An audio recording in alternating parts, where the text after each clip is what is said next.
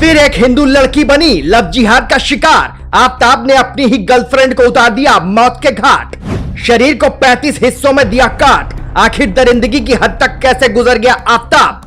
कल तक जिसके सिर पर था खून सवार, अब कानून करेगा इस हैवान का माकूल इलाज। राजधानी दिल्ली में शायद ही ऐसा कोई दिन जाता हो जिस दिन राजधानी का दामन खून की छींटों से लाल ना हुआ हो। आए दिन कोई न कोई दुखद घटना घटती रहती है।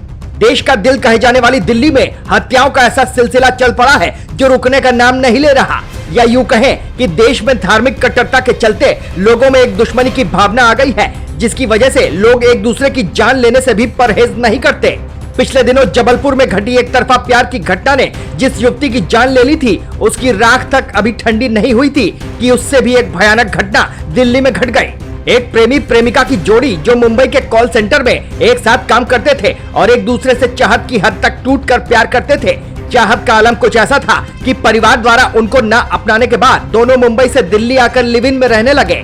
लेकिन श्रद्धा को जरा सा भी अंदाजा नहीं था कि जिस आफताब के लिए वो अपने परिवार को छोड़कर दिल्ली जा रही है, वही उसकी मौत का कारण बनेगा।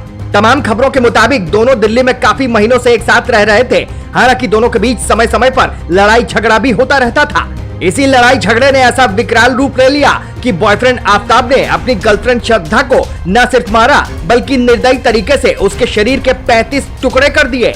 हत्या की विभत्सता देखकर यह खबर लिखने में हमारे हाथ तक कांप रहे हैं, लेकिन अपनी ही गर्लफ्रेंड को 35 टुकड़ों में काटकर उस दरिंदे को रात को नींद कैसे आई होगी, इसका अंदाजा भी नहीं लगाया जा सकता।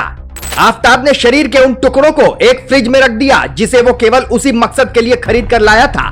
आसपास के लोगों को इस जघन्य हत्याकांड की भनक तक न लगे, इसके लिए वो अगरबत्ती जलाकर रखता था ताकि शरीर के उन टुकड़ों से बदबू बाहर न जाने पाए। उन 35 टुकड़ों में से वो हर रोज एक टुकड़ा उठाता और रात के अंधेरे साए में 2 बजे मेहरौली और उसके आसपास के घने जंगलों में उस टुकड़े को फेंक देता था। इसी प्रक्रिया को उसने लगभग 18 दिन तक रोजाना दोहराया।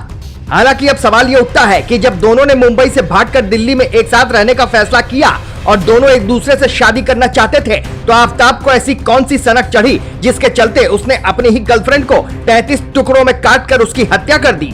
श्रद्धा लगभग 5 महीने से अपने परिवार से दूर आफताब के साथ रह रही थी। परिवार वालों को शक हुआ तो उन्होंने 8 नवंबर को मेहरौली थाने में आफताब के खिलाफ रिपोर्ट दर्ज करा दी, जिसमें परिवार की तरफ से बताया गया कि आफताब नाम का एक शख्स उनकी बेटी को अगवा करके ले गया है। पुलिस ने छानबीन शुरू की और बहुत ही जल्द कानून के हाथ आफताब के कॉलर तक पहुँच गए। हालांकि सच निकलवाने के लिए पुलिस को ज्यादा जद्दोजहद नहीं करना पड़ा और प्राथमिक पूछताछ के बाद ही आफताब ने अपना गुनाह कबूल कर लिया, जिसके चलते अब उसे फांसी देने की मांग हो रही है। जिस देश में रेप और हत्या जैसे कांड के लिए भी दोषियों के पास दया याचिका जैसे विकल्प होते हैं, उस देश में अगर आप भी मानते हैं कि ऐसे जघन्य हत्याकांड के लिए अपराधी को फांसी होनी ही चाहिए, तो हमें कमेंट बॉक्स में कमेंट के माध्यम से अपने विचार जरूर साझा करें।